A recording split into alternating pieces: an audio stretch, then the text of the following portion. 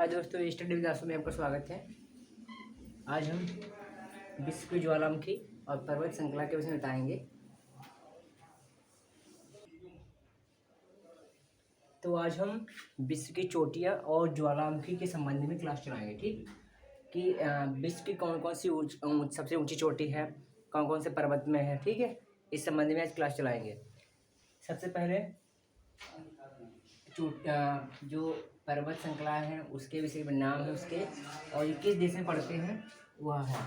इसके आगे जो इसको डिलीट करने के बाद जो क्लास इसी में होगा। ठीक है, तो विश्व की चोटी है यहाँ किस देश में पड़ती है वह, और जो इसके आगे ज्वालामुखी के संबंध में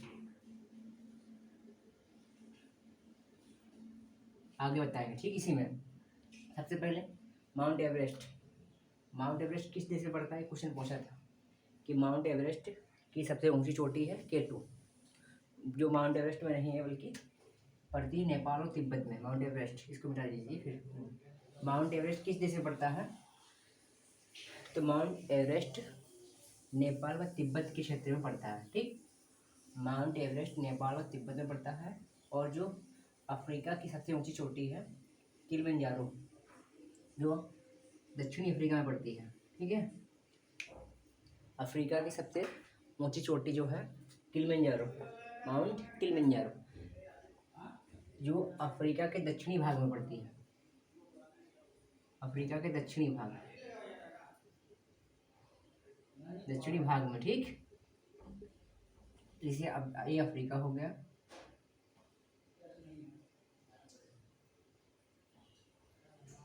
इस तरीके से ये भूमध्य सागर है, ये लाल सागर है, और यहाँ पर हिंद महासागर इतना है।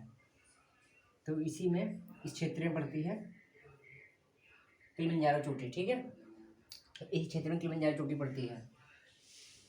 तो क्वेश्चन पूछा जाता है कि अफ्रीका की सबसे ऊंची चोटी का नाम, तो अफ्रीका की सबसे ऊंची चोटी का नाम माउंट किलिमंजारो। ठीक है, और माउंट किलिमंजारो यहाँ एक ज्वालामुखी है जो दक्षिण अफ्रीका में तंजानिया में है। ठीक है, तो इससे क्वेश्चन पूछा गया है कि दक्षिण अफ्रीका की सबसे ऊंची चोटी, तो वो माउंट किलिमंजारो हो गई। माउंट किलिमंजारो जो ज्वालामुखी है वह किस क्षेत्र में पड़ता है, तो वह दक्षिण अफ्रीका के तंजानिया क्षेत्र में, एक तंजानिया देश है उसमें पड़ता है। ठीक है, जैसे आज हमारा क्लास थोड़ा थोड़ा छोटा होता जाएगा, मतलब छोटा छोटा रहेगा, 20 मिनट का, 15 मिनट का। इससे आपको जो मेन बिंदु है, मेन जो क्वेश्चन आते हैं उसी को बताएंगे, और इसके आगे जो क्लास होगा पढ़ाएंगे। जैसे हिस्ट्री का क्लास अभी बचा है, हिस्ट्री का क्लास भी शुरू करेंगे।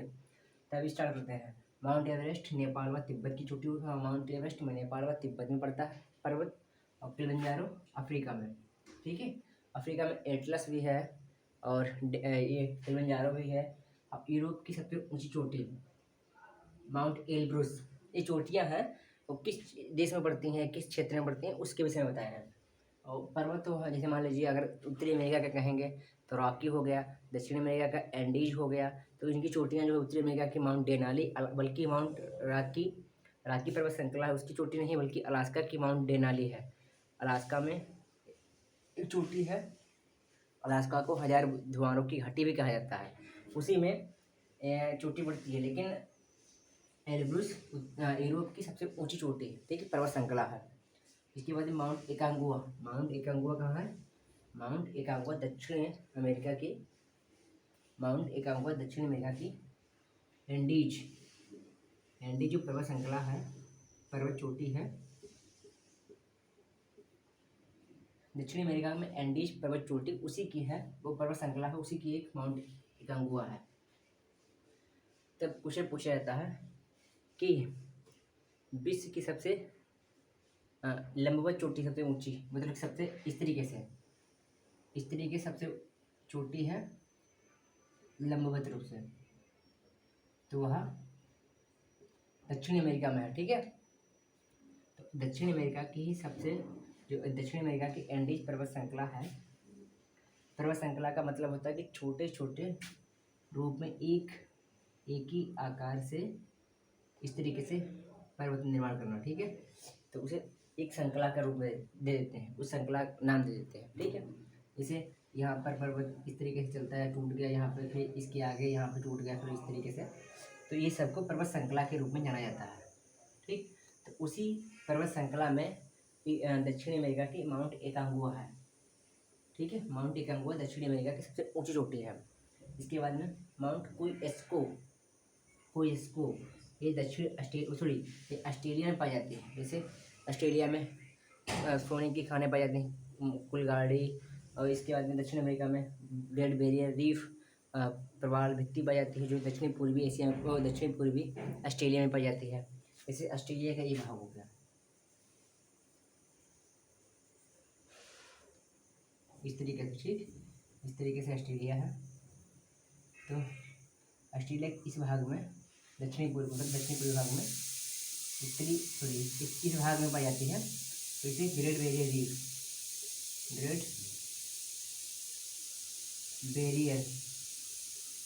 रीफ जो सबसे बड़ी प्रवाल भित्ति हरी एक श्रृंखला है। ठीक है, इसके आगे माउंट क्यूएस्को हो गया ऑस्ट्रेलिया की सबसे ऊंची पर्वत श्रृंखला की चोटी है माउंट क्यूएस्को।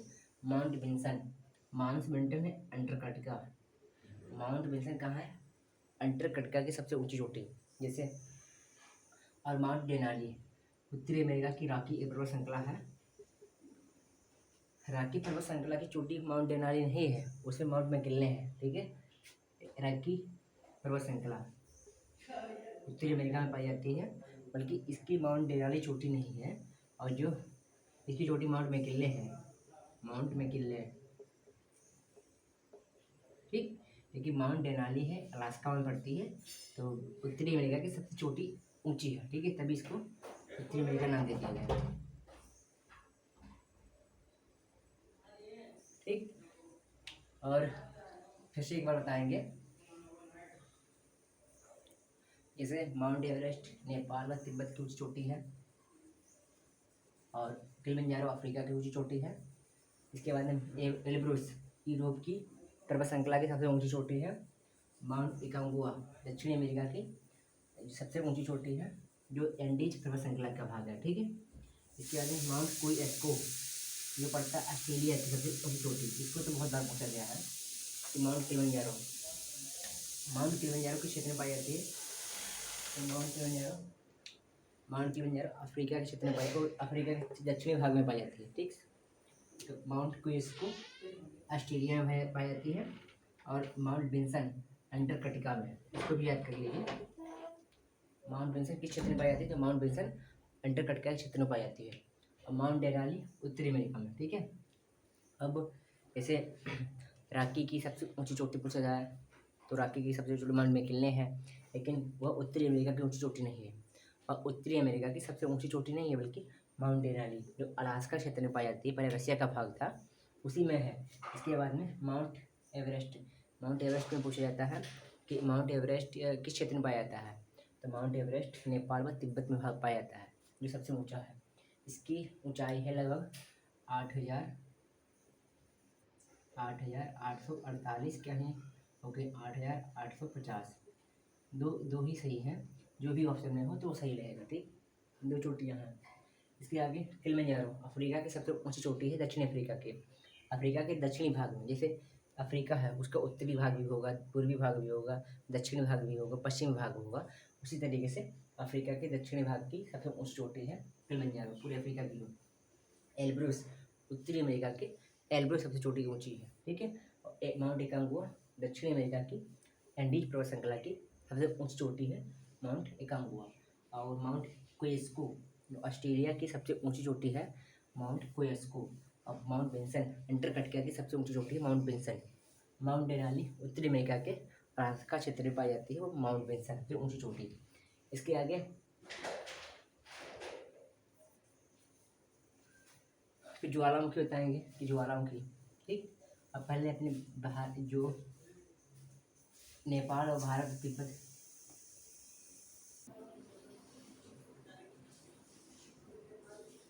अभी तक हमने जो चोटियाँ बढ़ाई थी, जैसे माउंट एवरेस्ट की सबसे ऊंची, माउंट एवरेस्ट नेपाल व तिब्बत की सबसे ऊंची चोटी है। इसके बाद जो चोटियाँ आती हैं वो नेपाल व तथा भारत में पाई जाती हैं, क्योंकि कहा जाता है कि नेपाल व तिब्बत और भारत के क्षेत्र में जितनी चोटियाँ हैं वह समस्त अन्य देश की चोटियों की तुलना में सबसे बड़ी बड़ी हैं। जैसे मनसालू की चोटी के बाद जो भी चोटियाँ आएंगी वो इससे छोटी होंगी।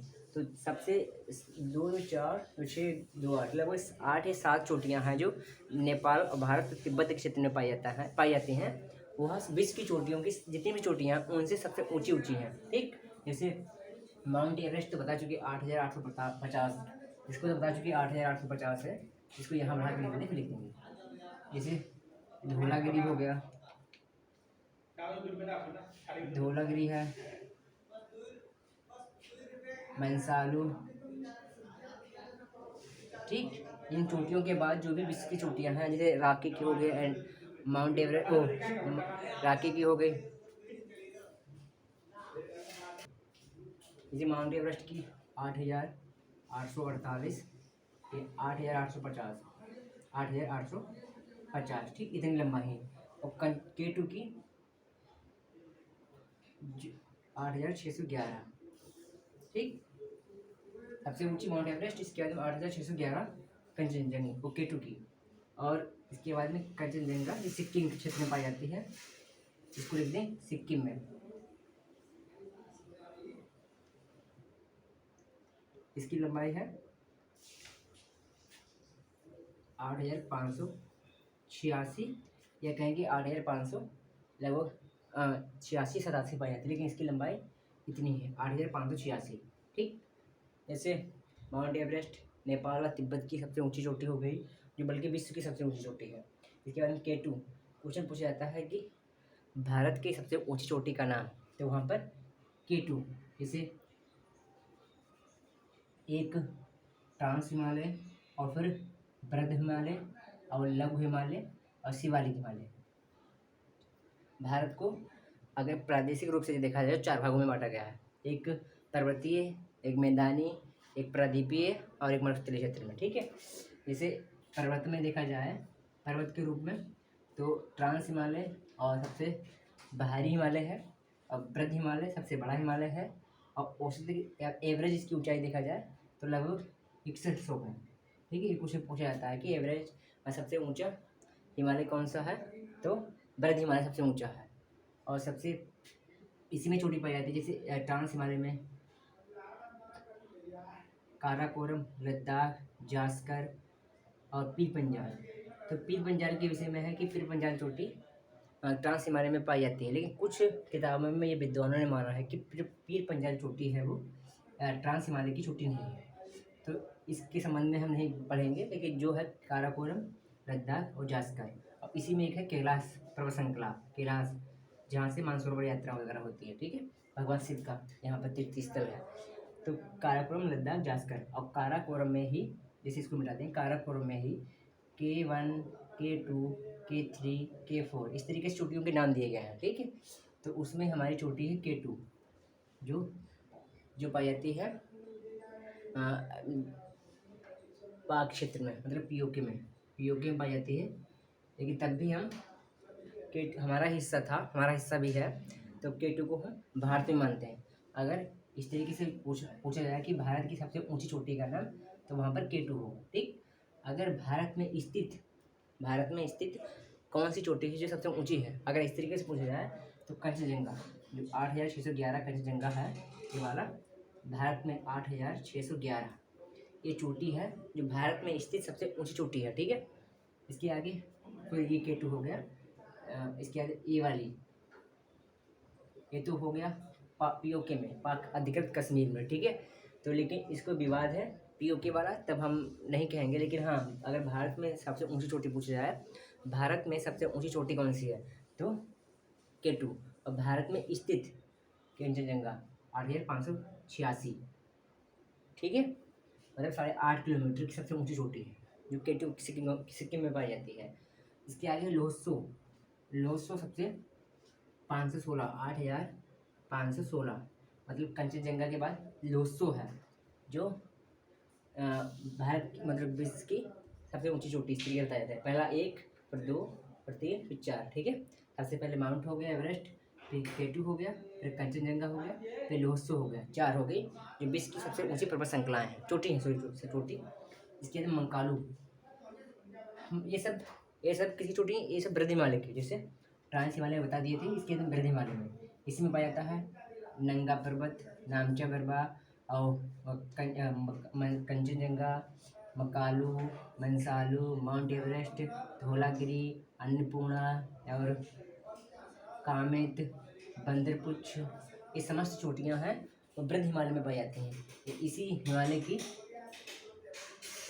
हिमालय में इसकी एक कांचनजंगा जो चोटी है इसी हिमालय में पाई जाती है, और ल्होत्सो भी इसी हिमालय में पाई जाती है, ठीक है। मकालो भी इसी हिमालय में पाई जाती है। तो मकालो की लंबाई कितनी है? मकालो की लंबाई 8,462 लंबाई है इसकी, ठीक। 8 साढ़े आठ किलोमीटर लगभग ये भी है जो मकालो की चोटी की लंबाई है, 8.5 किलोमीटर, 8,462, ठीक है, जो बृहद हिमालय में पाई जाती है। और चोयों छो छो ठीक है, इसकी लंबाई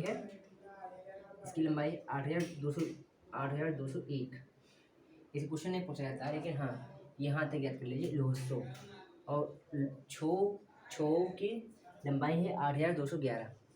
इसके आगे धौलागिरी और मंसालू, ठीक है, धौलागिरी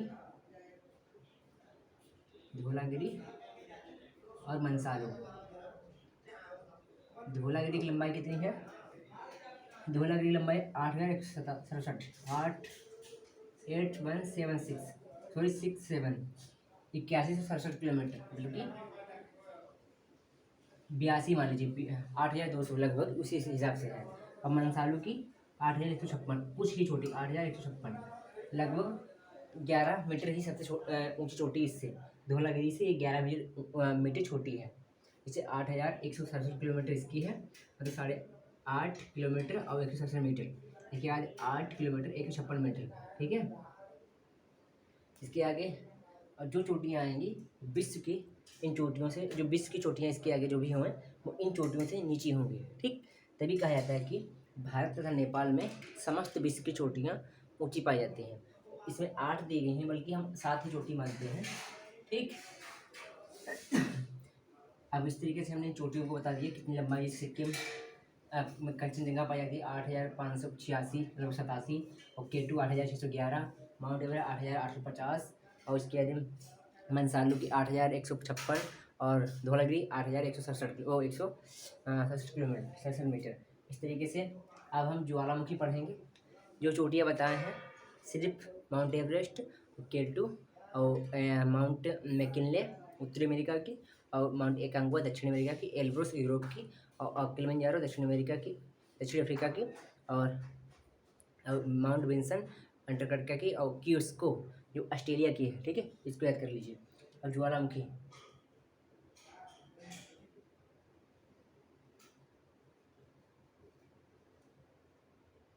ठीक। पहले ज्वालामुखी शांत है, शांत ज्वालामुखी का नाम, शांत ज्वालामुखी।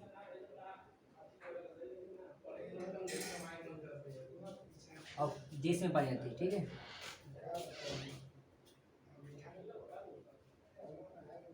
देश, ठीक, किस जेल में?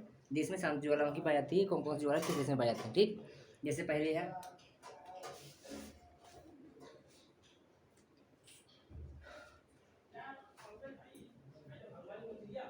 कोह सुल्तान,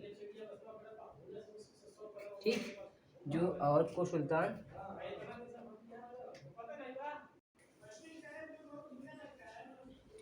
इससे पहले शांत ज्वालामुखी हैं, जितनी भी शांत ज्वालामुखी हैं, और एक प्रक्षुब्ध ज्वालामुखी, ठीक। इनको दो भाग, और एक सक्रिय ज्वालामुखी। 3 प्रकार की ज्वालामुखी होती हैं। सक्रिय ज्वालामुखी वह होती है जो हमेशा ही मतलब कि जिससे हमेशा ज्वाला निकलता रहता है, जो हमेशा उद्गार में बनी रहती है, कभी वो शांत नहीं होती। और इसके बाद शांत ज्वालामुखी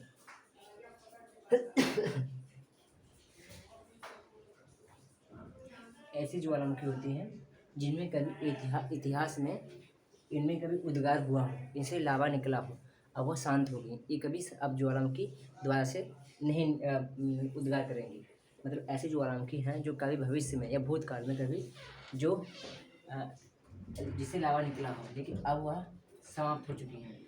ये मतलब शांत अवस्था में पड़े हुए हैं, तो इनको शांत ज्वालामुखी कहते हैं। लेकिन ये चार ही विश्व में चार प्रकार की चार ही ज्वालामुखी हैं जो शांत हैं, ठीक है। और 3 ज्वालामुखी हैं जो प्रसुप्त ज्वाला है। इनका उद्गार भविष्य में कभी भी हो सकता है, ठीक है। जैसे क्राकटोवा, सुंडरलैंड, ये कभी भी दोबारा से सक्रिय हो सकती है। अभी ये निष्क्रिय अवस्था में पड़ी हुई है और ये निष्क्रिय हो गई, ये कभी भी अब दोबारा उद्गार नहीं करेगी। जैसे शांत ज्वालामुखी के नाम और वह किस देश में पाई जाती है, वह ठीक। जैसे कोह या सुल्तान को याद कर लीजिए। मतलब सुल्तान ज्वालामुखी या देवबंद ज्वालामुखी, सुल्तान व देवबंद ज्वालामुखी। सुल्तान या देवबंद दोनों नामों से स्पष्ट हो रहा है कि ईरान में पाई जाती है। सुल्तान ज्वालामुखी व देवबंद ज्वालामुखी दोनों ईरान में पाई जाती है। और पोपा ये वाला पूछा गया है और इसको भी पूछा गया है, ये चारों पूछा जाता है। और सबसे अधिक पूछने वाला है किलिमंजारो, शांत ज्वालामुखी है। तो पोपा म्यांमार में है और देवबंद व सुल्तान ज्वालामुखी है और ईरान क्षेत्र में पाई जाती है, ठीक। देवबंद और सुल्तान ईरान में पाई जाती है और पोपा म्यांमार में पाई जाती है, ठीक है। शांत ज्वालामुखी अफ्रीका के तंजानिया क्षेत्र में जो ज्वालामुखी है उसे किलिमंजारो कहते हैं। किलिमंजारो अफ्रीका के दक्षिणी अफ्रीका के भाग में पाई जाती है और तंजानिया के क्षेत्र में, तो इसे किलिमंजारो ज्वालामुखी तंजानिया में पाई जाती है, ठीक। और चिम्बराजो दक्षिणी अमेरिका में, उत्तरी अमेरिका दक्षिण अमेरिका में ही चिम्बराजो पाई जाती है, ठीक। फिर से दोबारा, कोह या देवबंद या सुल्तान ये ईरान में, पोपा म्यांमार में और चिम्बराजो दक्षिण अमेरिका में और किलिमंजारो उत्तरी अमेरिका में। ये चार ज्वालामुखी सक्रिय हैं। पहला पोप, सुल्तान और देवबंद, मतलब देवबंद सुल्तान दोनों पाई जाती हैं ईरान में और पोपा म्यांमार में और चिम्बराजो और किलिमंजारो, चिम्बराजो दक्षिण अमेरिका में और किलिमंजारो दक्षिण अफ्रीका में, ठीक। ये शांत ज्वालामुखी होगी। और प्रसुप्त ज्वालामुखी या भविष्य में कभी भी इनमें उद्गार हो सकता है। जैसे पहले फ्यूजियामा है, इसको बहुत बार पूछा गया है। फ्यूजियामा जापान में पाई जाती है, मैना फिलीपींस में पाई जाती है, ठीक। इन दोनों को याद कर लीजिए, ये पूछा गया सवाल है कि फ्यूजियामा जापान में और इसके बाद में मैना फिलीपींस में पाई जाती है, ठीक। फ्यूजियामा जापान देश में पाई जाती है और मैना फिलीपींस में पाई जाती है। और क्राकटोवा सुंडरलैंड, ठीक। क्राकटोवा सुंडरलैंड और फ्यूजियामा जापान में और मैना फिलीपींस में, ठीक। जैसे पहला शांत ज्वालामुखी, चार ज्वालामुखी शांत ज्वालामुखी, ठीक। और उनके नाम और इसके बाद में फिर प्रसुप्त ज्वालामुखी। पहले शांत ज्वालामुखी एक पोप हो गया म्यांमार में और चिम्बराजो दक्षिण अमेरिका में, किलिमंजारो अफ्रीका में, ठीक। और इसके बाद में देवबंद सुल्तान ईरान में पाई जाती है। इसके बाद में प्रसुप्त ज्वालामुखी जैसे क्राकटोवा सुंडरलैंड में, मैना फिलीपींस में और इसके बाद में एक है फ्यूजियामा जापान में। अब जो भी ज्वालामुखी है वो सक्रिय ज्वालामुखी है, ठीक। अब जो भी ज्वालामुखी आएंगी वो सक्रिय ज्वालामुखी आएंगी, इनसे ही क्वेश्चन पूछता है। और किलिमंजारो से और फ्यूजियामा से और मैना से इससे क्वेश्चन पूछता है। लेकिन फ्यूजियामा या जापान में प्रसुप्त ज्वालामुखी है और मैना फिलीपींस यही प्रसुप्त है, ठीक। जैसे अब पूछते, अब जैसे ज्वालामुखी है सक्रिय, इटली का एटना ज्वालामुखी सक्रिय ज्वालामुखी है।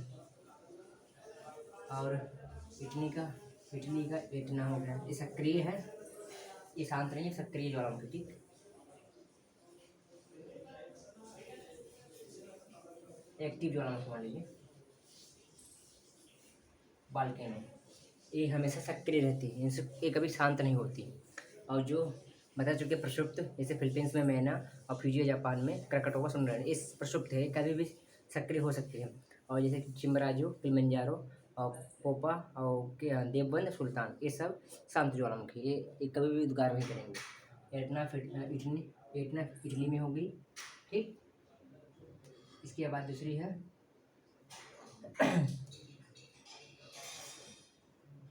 स्ट्राम्बोली, इसको बहुत बार पूछा गया है। स्ट्राम्बोली ये भूमध्य सागर में पाई जाती है, ठीक।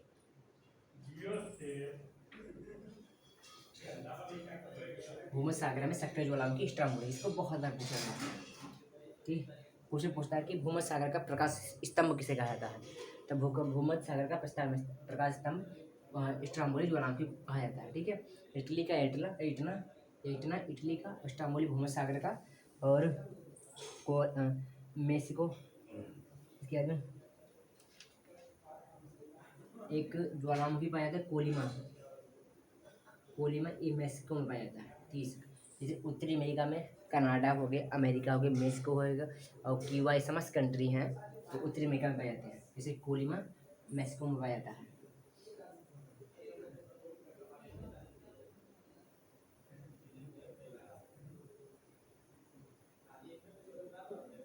ठीक, कोलिमा मेक्सिको में पाया जाता है, मेक्सिको। इसके बाद एक और ज्वालामुखी है लिपारी स्ट्रामोली, एक किलायू, सबसे सक्रिय ज्वालामुखी, हवाई द्वीप पे पाई जाती है। ठीक,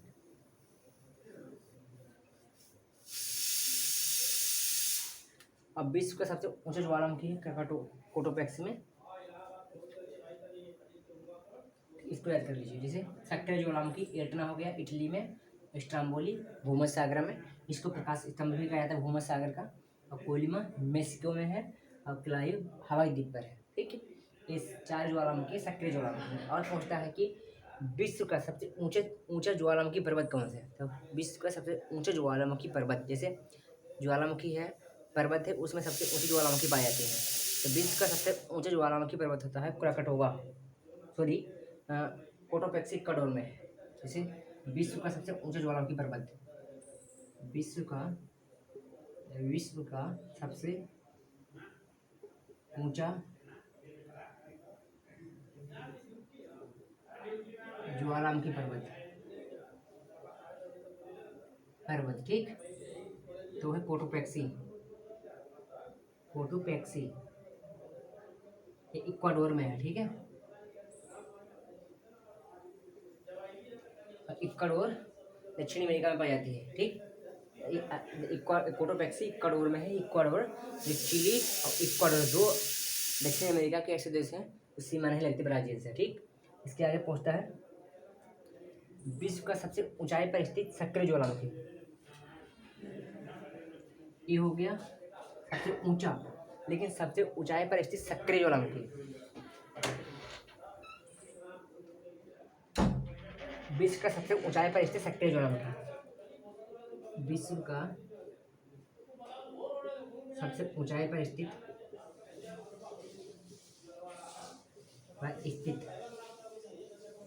सबसे सक्रिय ज्वालामुखी ओजस डेल सलाडो। जैसे एक ज्वालामुखी पर्वत है सबसे ऊंचा विश्व में तो कोटोपैक्सी है इक्वाडोर में, लेकिन सबसे ऊंचाई पर स्थित सक्रिय ज्वालामुखी है तो ओजस डेल सलाडो, ओजस डेल सलाडो।